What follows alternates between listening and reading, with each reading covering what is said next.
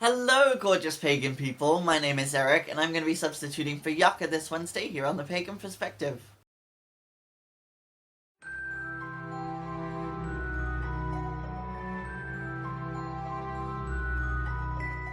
Question this week comes from Amanda Perez R, who is asking us about the Akashic Records.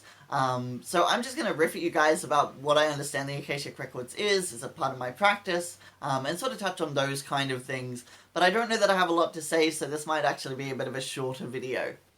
So the Akashic Records, as I understand them, they're a concept that was put forward by Helena Blavatsky, who was part of spiritualism and the Theosophical Society.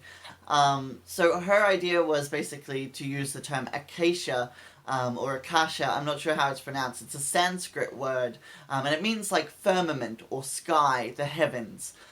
So we'd also use that in terms of like the ether, just like when we talk about astronomy, we're talking about the stars, and the astral realm is the stars, being among the stars.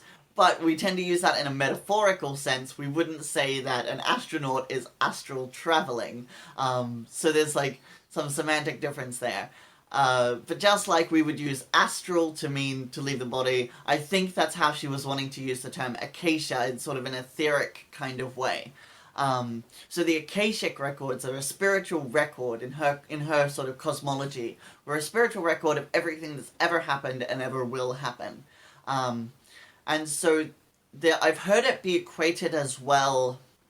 I don't know, is it Christopher, Paul, somebody who stands at the gates of heaven in Catholicism? I don't know, if you're Catholic, you might be able to leave a comment down below and let us know. But I'm not really sure. But I've heard that there is a book that's at heaven with one of these dudes, and he like reads about you in the book or something before he lets you into heaven, I guess.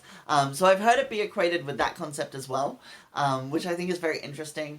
But I personally haven't had a lot of experience. I've been through one guided meditation where I was like taken to the Akashic Records and got to see my book and all this sort of thing. But I guess like for me, it's hard to take seriously because like when you make these bold claims about like everything ever being recorded in there, it's like, well, why? Like if you actually do have access to it, like why aren't you getting the lottery numbers for next week? And I've heard things like, oh, your guides might block certain information from you and things like that. And it's like, well, that sounds like some spiritual bypassing and you're just looking for excuses. And like, this is not to bash anybody who's into that sort of thing. Like, not at all. This is just my perspective, right? So it's not really part of my practice, and I don't really consider it to be part of contemporary paganism. When I think of paganism, I don't think of the Akashic Records. But I also don't think of pagans as necessarily being the ones out here with Ouija boards or doing table tipping or seances. Like, Christian Day, I think it was, said that, like, witches invented talking to the dead, but mediums perfected it. And I think that, like, witches probably are out here, like, conjuring the dead and, like, doing ancestral work and things like that. And that makes sense to me. Like, I'm doing ancestral veneration myself as part of my practice. But I don't necessarily equate that with mediumship, if that makes sense. So, yeah. I think there's also, like, some questionable stuff. Like, I'm getting off the topic here. I'm talking about mediumship now. But I do kind of have concerns about mediumship in terms of, like, profiting off the grieving.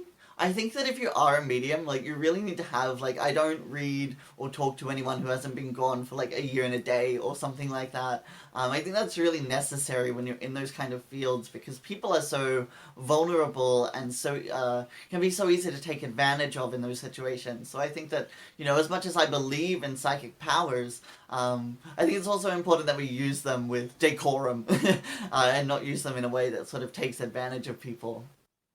But yeah, I think that's all I can really say about the Akashic Records. They're not really part of my practice. I don't really consider them part of paganism.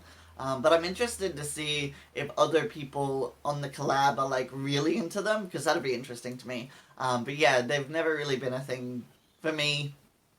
All of that sort of spiritualism and theosophy and like the whole Edgar Casey Atlantis thing, yeah, I don't really buy into that sort of stuff. But yeah, that's just me. So that was my perspective on the Akashic Records. Tune in next week where we will be having subs week, so I will be back again for that video. I may even record it today. But yeah, until I speak to you next time, I hope that you guys are all well. Mwah.